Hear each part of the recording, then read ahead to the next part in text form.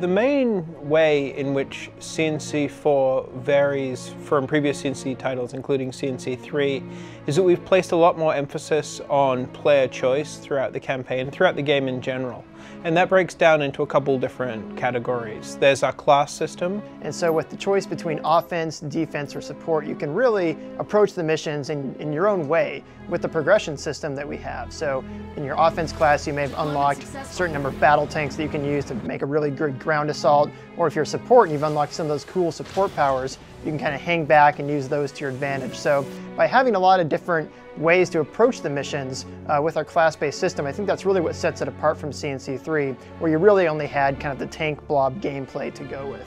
Another one of the challenges in being a single-player mission designer in Command & Conquer 4 was figuring out how to make the game fun for all three different classes. The first thing to know is that any of our missions can be used with any of the classes, and you'll still be able to complete that mission. But you'll have to approach it in a very different way depending on what class you choose. You don't, make it more difficult for yourself by picking support instead of offense or defense. It's actually been one of the key focuses of our development.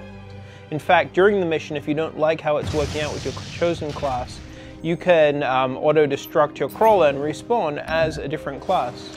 But it's a great way for our campaign to really use any of those classes and approach the mission, but they all have their different play styles which you have to take advantage of.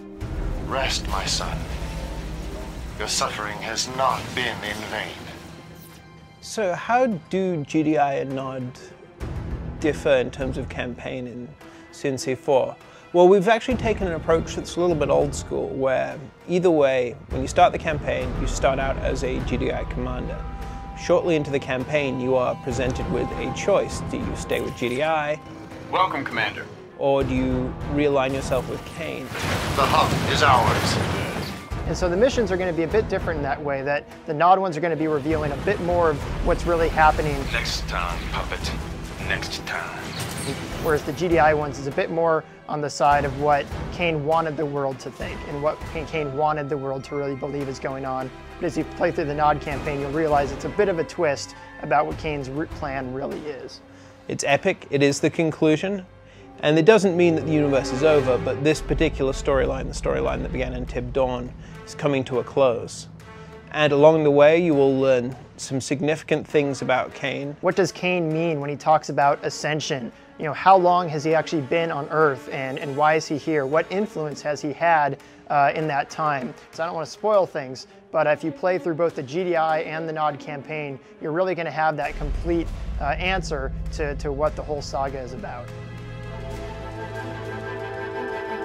So player progression is one of the really cool things in Command & Conquer 4. So as you start off the game, when you just install it and you're kind of starting your profile from scratch, you are going to be a bit limited in what you have, but as you play through the campaign, you'll be unlocking all new weapon components, all new units and powers and structures. And the thing that's cool about that is, say maybe you're playing along as offense for a while and really having fun with that class, and then you level up and say you unlock some new structures for the defense class. You're then kind of compelled to go try defense and see what they're all about. And then you unlock some powers and you're compelled to go try support, and you see why that's a really cool and unique class. So it's a great way to have you kind of jump between these different classes without overwhelming the player from the start. Player progression isn't limited at all in the single-player campaign, which is an especially awesome thing if you're having trouble with one of the single-player missions. You can take it down a notch in difficulty, get some new toys, and then go back in and just roll over everybody.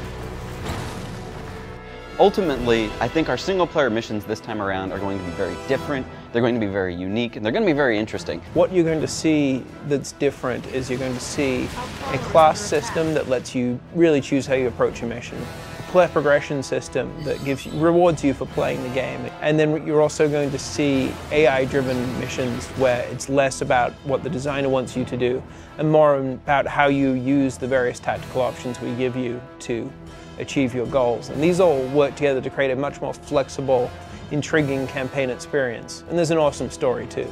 So we're very excited to bring the conclusion of the Tiberium saga with Command & Conquer 4. We've really put a lot of heart, a lot of effort into finalizing this chapter, really putting that into the single player campaign and those missions. We're going to be on shelves March 16th, and I hope you check it out. You have done well.